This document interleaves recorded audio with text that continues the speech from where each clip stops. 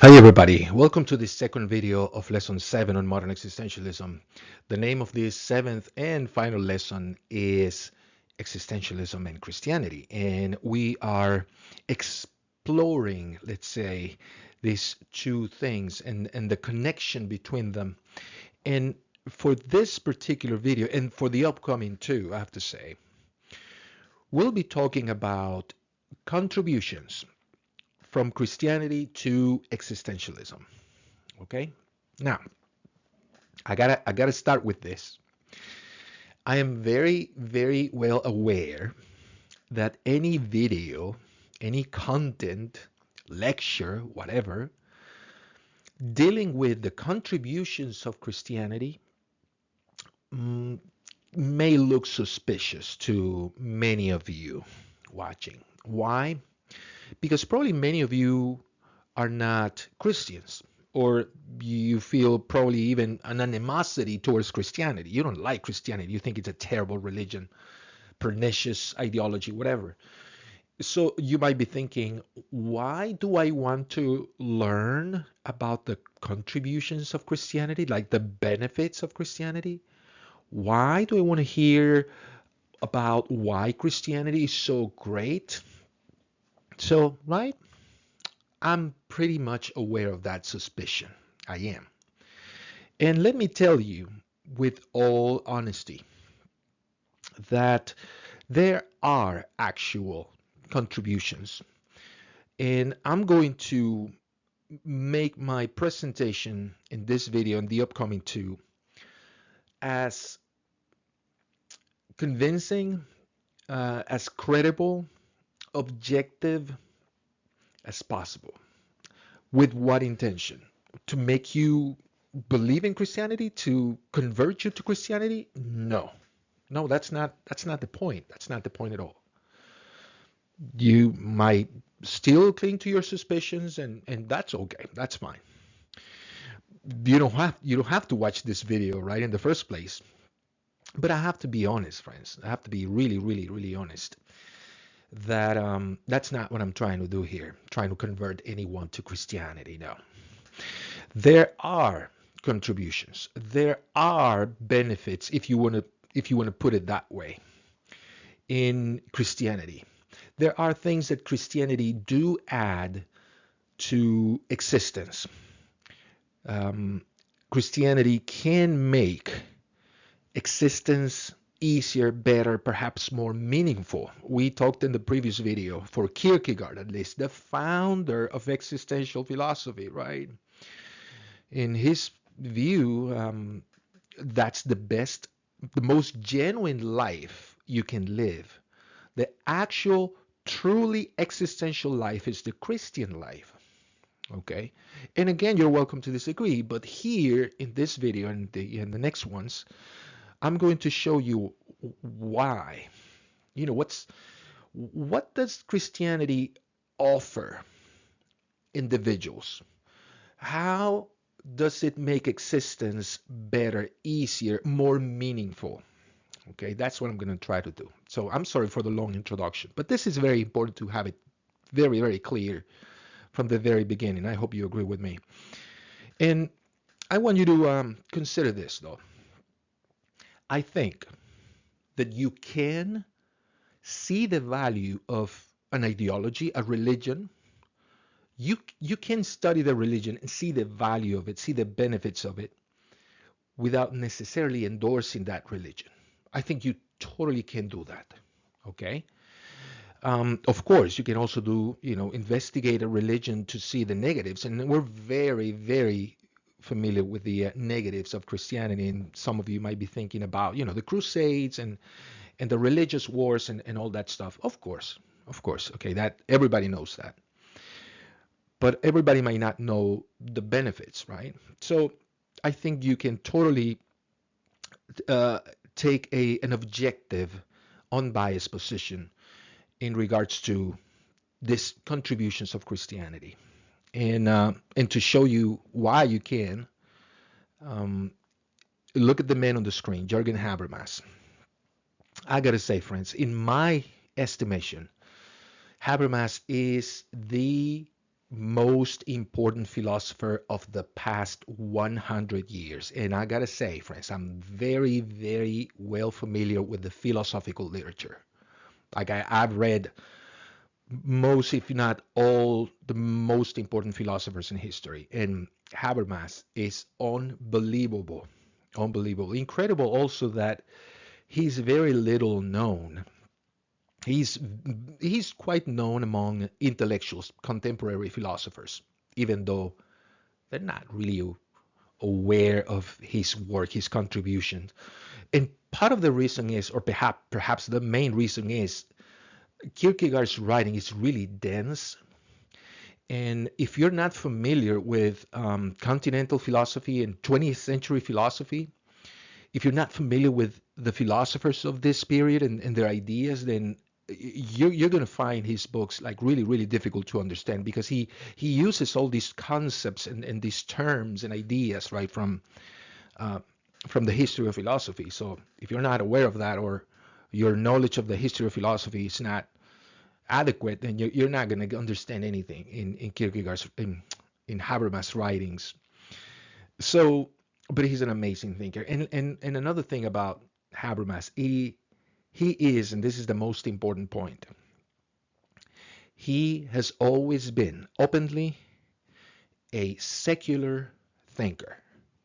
Okay, in his own terminology, he's a post-metaphysical thinker, and he has never endorsed a religion of any kind, or he is 100% committed to rationality, to the Enlightenment project, modernity. I'm using all these terms that you will find in Kierkegaard's, in Habermas' writings. Okay, that's because I talk so much about Kierkegaard. So you'll find that kind of terms in Habermas' writings. So he's committed to that, to secularism, rationality, and nothing religious or irrational. And yet, I would say in the past 20 years, Habermas has dedicated his energy, his research on talking about the contributions of Christianity, or the Judeo-Christian religious tradition, right, to be more specific. And he has written extensively about these contributions, and he's very, very aware of the value. And he does not have a problem admitting it. As a matter of fact, I want to start with a quote, right, by Habermas in which you see that. So if Habermas can do it, and if he can be impartial in dispassionate about analyzing the contributions, the benefits of one religious tradition, I think you can too. So this quote I'm going to show you comes from a book called Religion and Rationality by Jürgen Habermas. Quite a name for a book, Religion and Rationality. This book is actually a long interview that he had with another intellectual, Eduardo Mendieta, who is a Colombian intellectual. And this book pretty much is the recorded conversation they had, long conversation. And in this book, Habermas says the following, right? You find the following statement by Habermas. Habermas says the following. I'm quoting: "The individual morality of conscience is the direct legacy of the Judaic ethic of justice and the Christian ethic of love.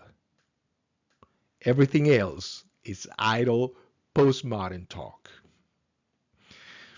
I love that statement. Everything else is just empty, shallow philosophizing.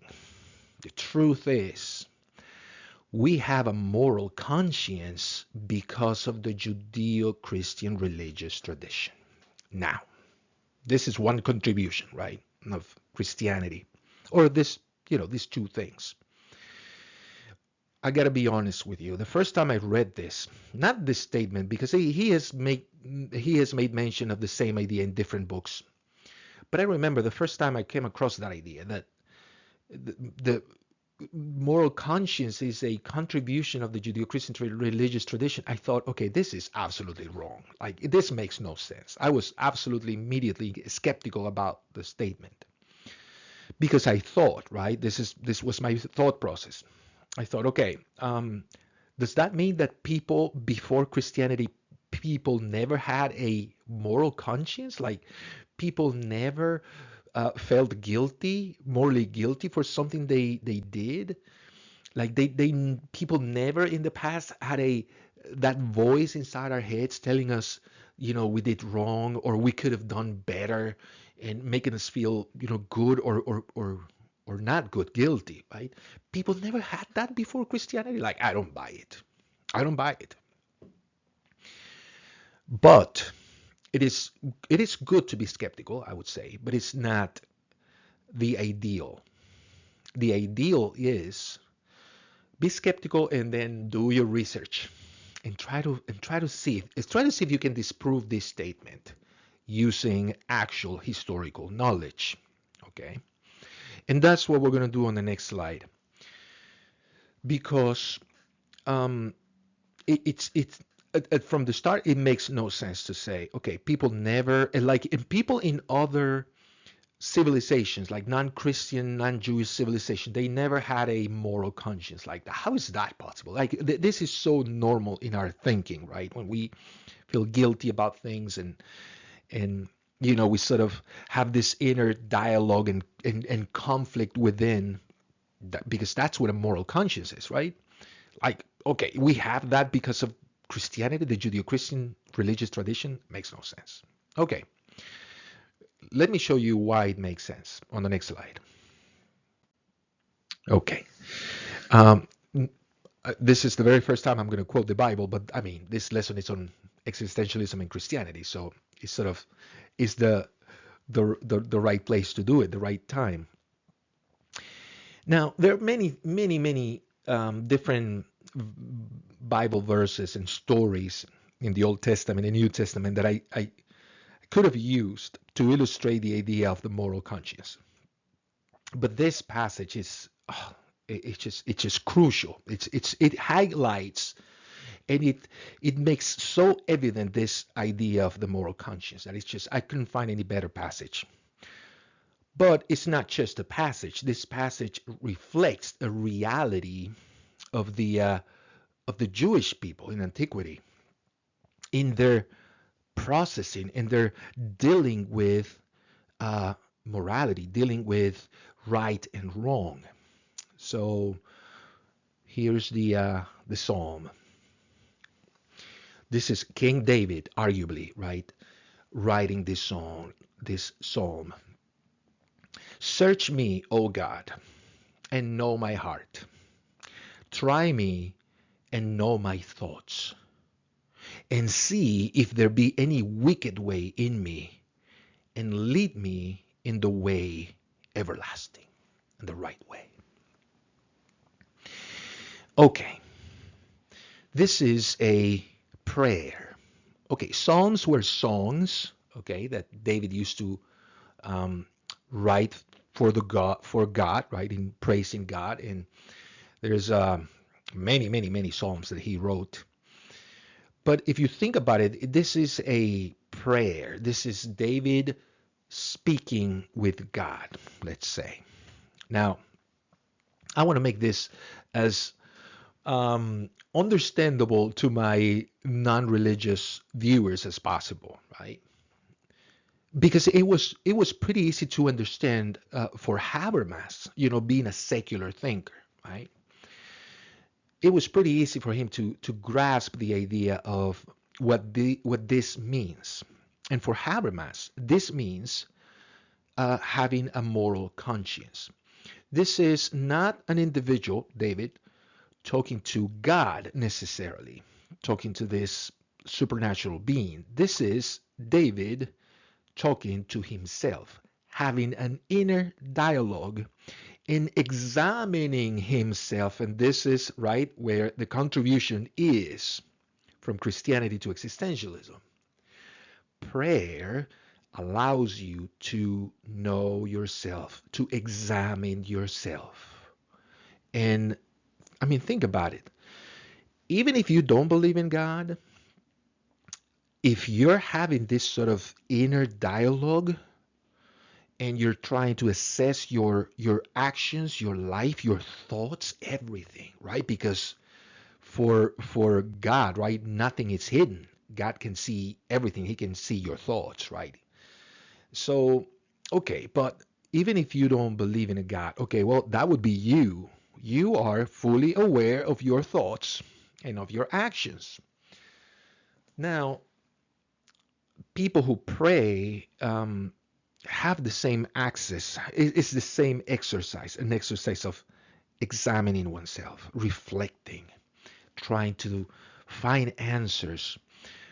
But again, take a look at this psalm because it's just amazing. He says, search me, oh God, search me, try me, and know my thoughts. Because he's probably trying to know himself. He probably David here is trying to, he feels there's something wrong about himself, about his life. Something doesn't feel right. And he's praying and he's asking God, God, if you see something that I'm not seeing, please let me know. Show me, right? Test me, try me, see if there's anything wicked in me, and take me, help me see the right way, the right road, the road everlasting.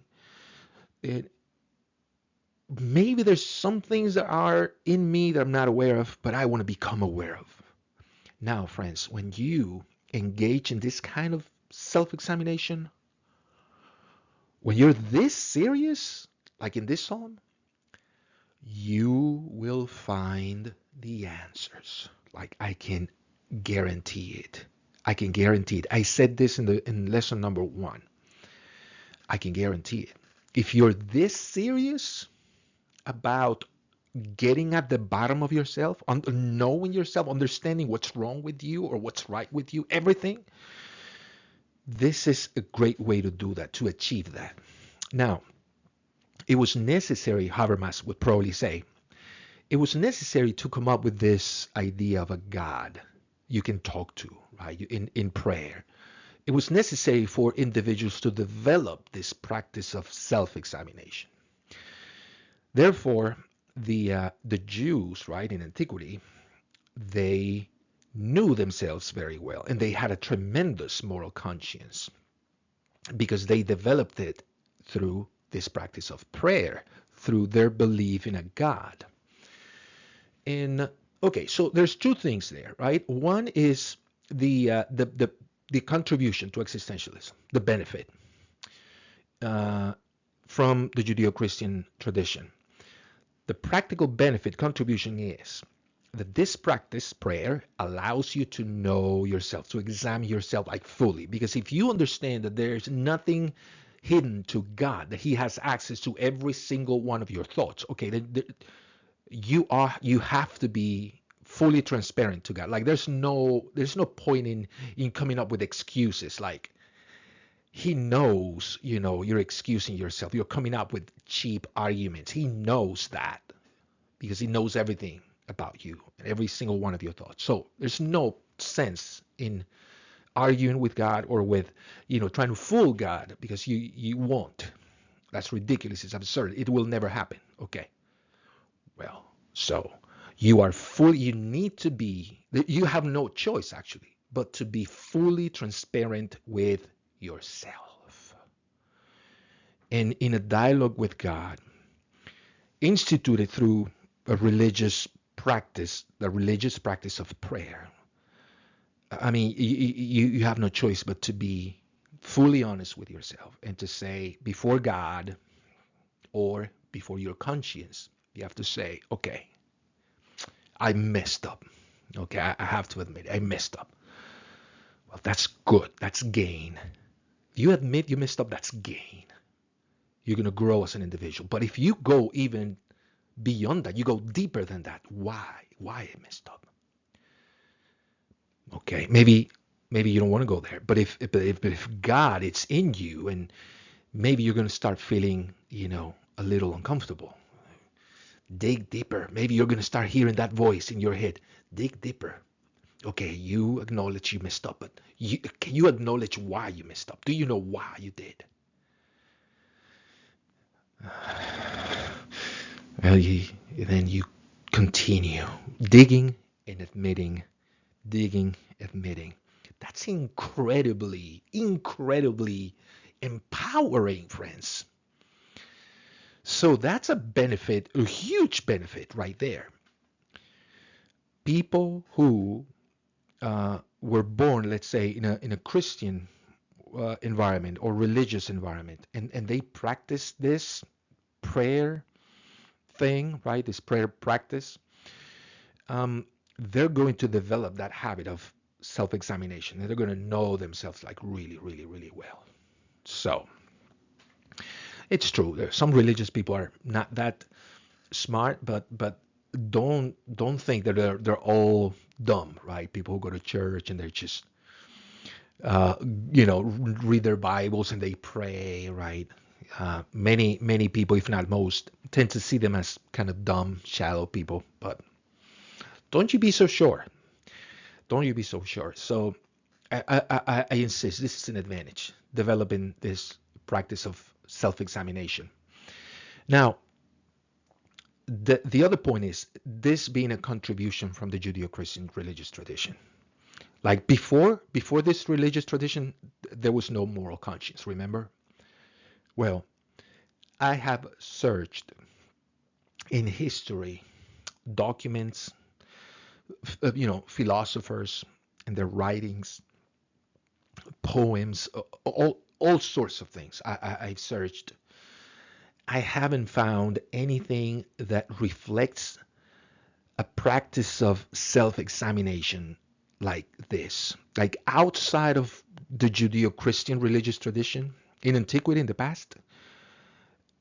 I haven't found any example, any example, anything that looks something like this, like somebody going so deep in himself and trying to get at the bottom of himself and saying, if gosh, I really want to know if there's something wrong inside of me. I really wish I could open my eyes and see it. Can somebody help me see it? Can I see it, in my own efforts? I have not found anything. And yet, even if you find something like that, if you find in an ancient writing, hey, there's a poem here, somebody like a poet, like really examining herself. Yes, how influential was that to civilization, especially Western civilization, that document, if you find it, right? But the Bible was immensely influential in Western civilization, incredibly influential. As a matter of fact, there's this historian philosopher, Will Durant, quite an important guy. I'm not sure you read any of his books, but a quite influential historian slash philosopher. He made this statement famous. He said that the whole Western civilization is the result of two things: the Greeks and the Bible. That's it. That's who we are in the Western world. Westerners, we are the result of these two things: the Greeks and the Bible. Ancient Greeks, right? That's who we are. So, of course, the Bible had a tremendous influence and impact in Western civilization. So, with that religious tradition came the practice of prayer, and with the practice of prayer, self-examination, and with self-examination, the development of the moral conscience. So, pretty cool, don't you think? So, once again, this does not mean, oh, Christianity is so great. Yeah, we should all convert to Christianity. I'm not. That's not where I'm going with this, friends. But you gotta acknowledge, okay. That's a contribution, definitely. I hope you see it too, as Habermas did. So, okay, the benefit once again, this practice gives you the ability to examine yourself. And people who practice prayer, I can tell you they surely know themselves like really well, except there is one exception here. There are some religious communities, Christian communities, perhaps Jewish communities too. Yeah, actually, and other in other religions like Islam. I'm not very familiar with Islam, but in some of these religious traditions, you can find instances of or groups of people who practice a form of prayer that is not really prayer. It's simply a repetition. It's just repeat, repeat, repeat. I'm thinking, okay, Catholics, for example, they use the rosary, right? And every time they grab a bead, they repeat a prayer, right? And then they say the prayer, and then they go to the next beat, and then repeat the same prayer. It's just a repetition, repetition, repetition, repetition. Okay, that will never help you develop any self-knowledge. I'm sorry, but I gotta say it. Repetition, repetition, repetition, repetition, repetition. You can repeat without thinking what you're saying. I mean, hasn't it happened to you? Like you're reading a book out loud, and you're reading it right pretty well, but you're not really thinking about what you're reading. I do this all the time, right? When I make my students read something in class, and I said, okay, read this passage, and they read it, and then I ask them, okay, what do you think that means? And they're like, reading, repeating. There's none of real, actual, important mental activity involved. Like, and by mental activity, important mental activity, I mean there's no real reflection. There's no real examining. And what's necessary to have real examining is a form of prayer like the one you see on the screen right there.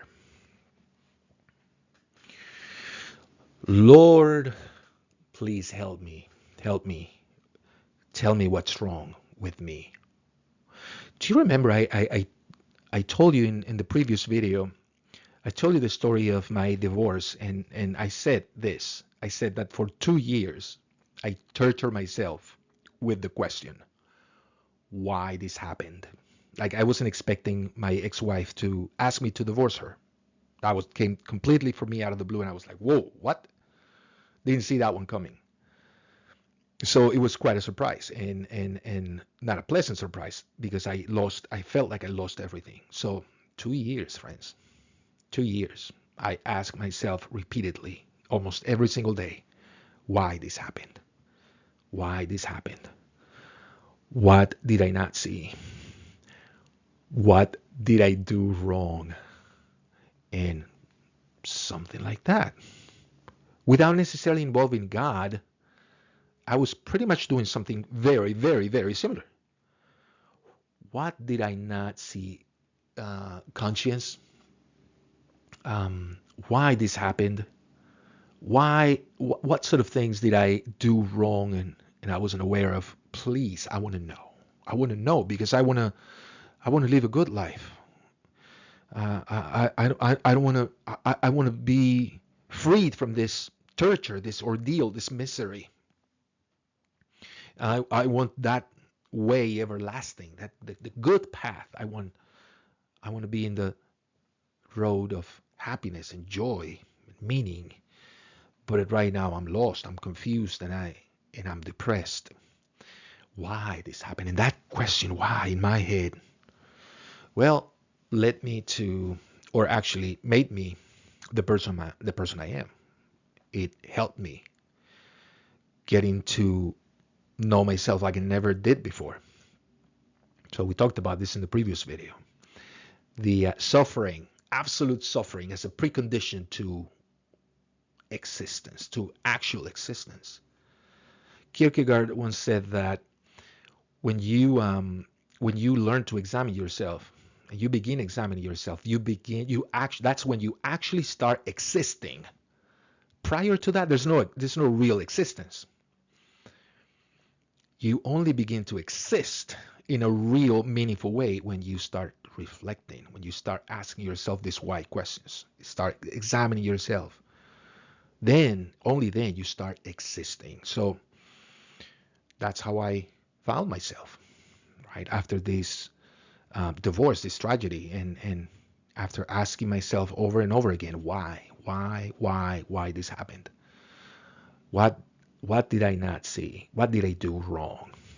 So in this is just one example, friends, okay? It's not like, oh, the whole idea of moral conscience come from this passage, in the Old Testament, from the Psalms, Psalm 139. No, no, no. There's plenty of examples. Plenty. I mean, from beginning, from Genesis to Revelations, there's the same insistence on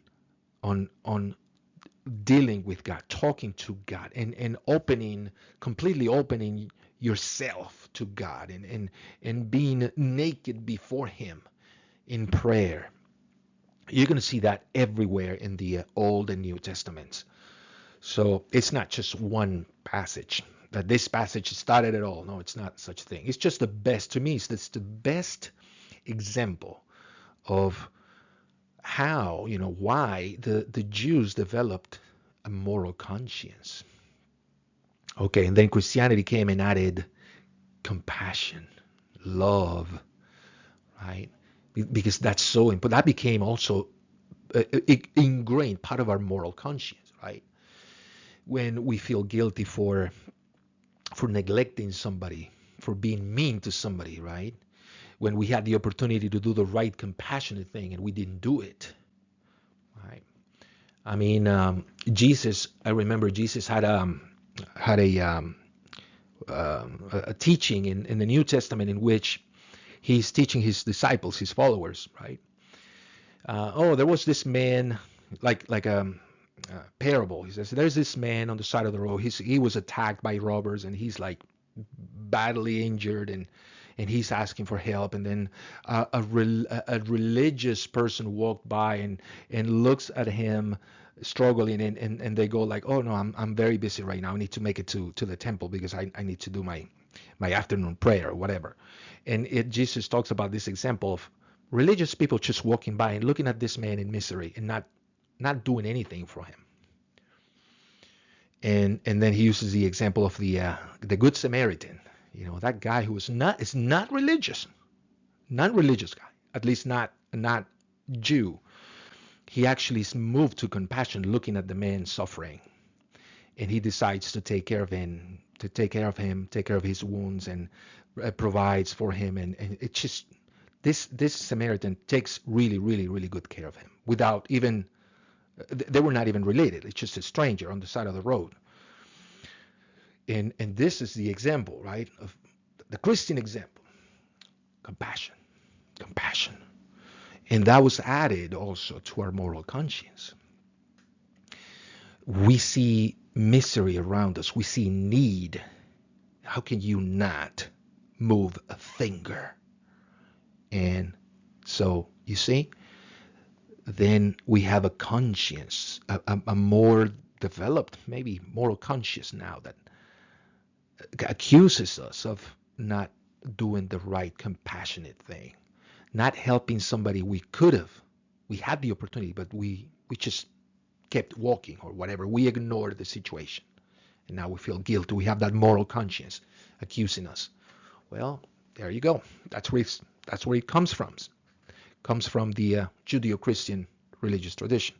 So, okay, so that it's, let's say, contribution number one to existentialism from Christianity: developing a moral conscience and the practice of self-examining. Okay, that's really, really good. So if you're not a Christian, okay, maybe you want to practice something similar like meditation, right? A form of meditation. Same thing. It's examining yourself. It's trying to understand why you do the things you do, why you believe in the things you do, and reflect about your actions and your choices. That's what it is. So, okay, so that's a benefit, right? And a contribution from Christianity to existentialism. On the next video, we're going to continue talking about other contributions, really, really important ones. So I hope you join me. For now, I'm going to say goodbye. Thank you for watching, and please continue watching, okay? See you next time.